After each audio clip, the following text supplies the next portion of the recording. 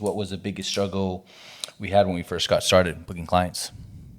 So I think we did have a booking system, but we didn't have did we have an online? I can't even remember, honestly. But a lot of people, they would text me or DM me or email me, and then I was trying to book those people by myself, where I would take their information, what they needed, and then I would book it myself. And it became really chaotic.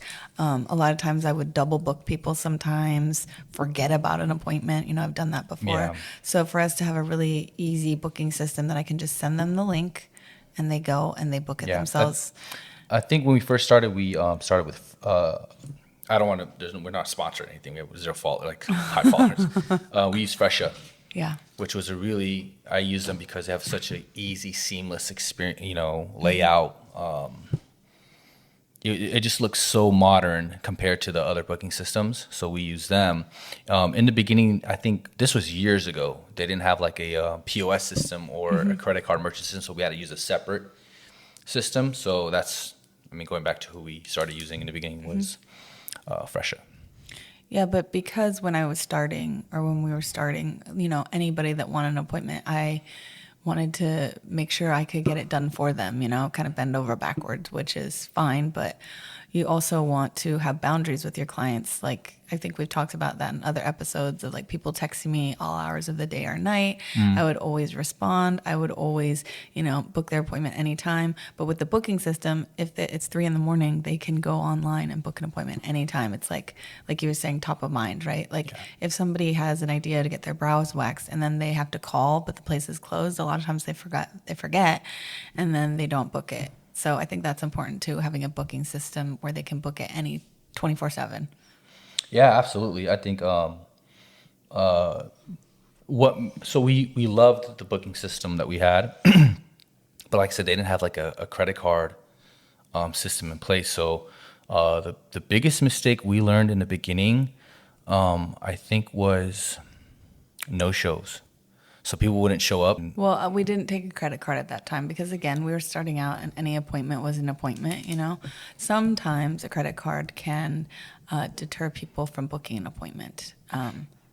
But we soon realized that those might not be the clients that you necessarily want, because you always want to have that in place because it protects you and it protects your business. Yeah, definitely. That was just one major factor was... It drastically changes how people show up and don't show up. 100%. When you put a no-show policy in place and then have them put their credit card on file when they book an appointment. So that was primarily why we switched up, was mainly for that. It's fly. Okay, next question. From a business owner's perspective, what's the number one metric a booking system should improve? Well, number one, if you use a reliable booking system, the metrics, you have data to look at. So picking a booking system that you can look at data is very important to me. So see how many, what's your retention rate? We always talk about that. What is the bookings, like basically hours of not use. So how many hours you're working and then how many hours you're not working or you're not booked up. That would probably be me, and then mainly would be for the no-shows, reduction of no-shows. So focusing on increasing your retention rate, lowering the no-shows by putting a policy in place. I also think like sending something that can send confirmations, something that's easy to rebook for the client or yourself. Those are important because we don't even have to think about that. It's just the confirmation is sent. Making sure the reminders are set. So that's very important. So here's one thing. Most booking systems do a 24-hour reminder. We're using Square Appointments now. But the reminder, I changed it from, this is just a little secret for people. I changed my reminders from 24 hours. I send it out to 72 hours prior, because you'd be surprised how many people want to cancel. They'll be like, oh, I didn't, So when you do it 72 hours, it gives you 48 hours of extra time to get that spot booked up now. 100%. So that's what I would highly recommend is. And also, if you have a 24-hour cancellation policy and you send a reminder out 24 hours, that's not going to work, because then people will be, oh, this happened, I just got the reminder. Like, no. Yeah.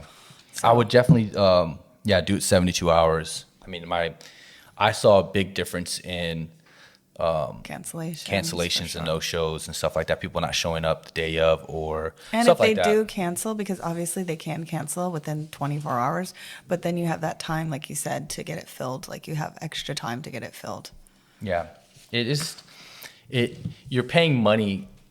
Don't be cheap about it. Get a booking system that you don't want to pay a lot of money for booking, you know, when you're first getting started, but some are actually free depending on your usage, like how many people, Yeah. you know, text messages are being sent out and stuff like that. Some are free, some are $10. Some are even included, like I know even like where we have our locations, Salon Republic and Salon Loft, they do have them. Yeah. I mean, But I don't know how great they are, but yeah, they're not that great. I mean, I never use it, so I can't speak about it, but yeah, don't be cheap about it. You know, spend a little, you got to invest at least 50, $60 a month minimum, I say. And, you know, it makes everything a lot more seamless.